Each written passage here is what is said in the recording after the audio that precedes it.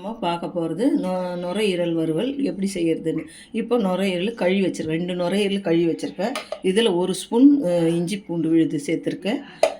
இந்த 1 ஸ்பூன் அளவு உப்பு சேர்த்துருக்கேன். இதில் ஒரு 2 ஸ்பூன் காரம் சேர்த்துருக்கேன். காரம் உப்பெல்லாம் நம்ம தேவையான அளவு தான். இப்போ முதல்ல குக்கர் எடுத்து வச்சு ஒரு 6-7 விசில் வைக்கணும், நல்லா வேகணும். வேகிறதுக்கு முன்னாடி வெங்காயம் தக்காளிலாம் கட் பண்ணி வச்சுக்கலாம். 6-7 விசில் வந்துடுச்சு. இப்போது இதுக்கு வெந்துடுச்சு. தாளிக்கலாம்.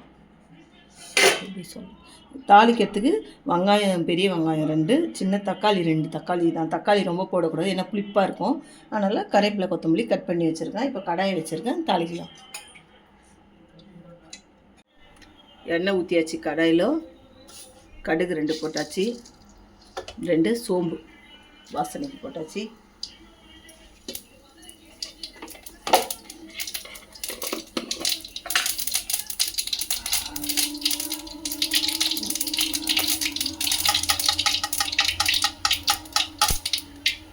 இந்த இஞ்சி பூண்டு விழுது கொஞ்சம் அது போட்டு ஒரு ஸ்பூன் இதில் வேக வச்சுட்டா, அதனால் இதில் 1/4 ஸ்பூன்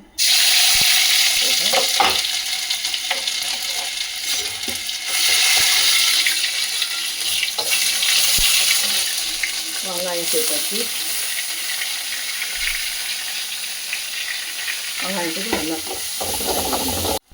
வெங்காயம் நல்லா வதங்கி வந்துடுச்சு. தக்காளி சேர்த்துக்கலாம். தக்காளியும் சேர்த்து நல்லா வெங்காயம் தக்காளி நல்லா வதக்கிட்டுங்க. நல்லா எண்ணெய் நல்லா வெங்காயம் தக்காளி வதங்கி வந்து நல்லா எண்ணெய் வந்து மேலே தெரிகிற மாதிரி நல்லா இருக்குது. இப்போ இது நம்ம வேக வச்சு 7 விசில் வச்சு ஆஃப் பண்ணி வச்சுருக்கேன். இப்போ இதை எடுத்து அதில் கொட்டிடுவோம். கடாயில் கொட்டலாம்.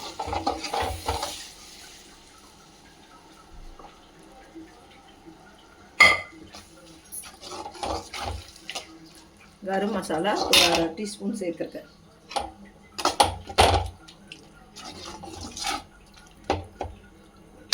தண்ணி கொஞ்சம் அந்த நல்லா வெந்துடுச்சு. ஸ்டவ் ஆஃப் பண்ணிடலாம். நுரையீரல் ரெடி ஆகிடுச்சு. நீங்களும் உங்கள் வீட்டில் ட்ரை பண்ணி பாருங்கள்.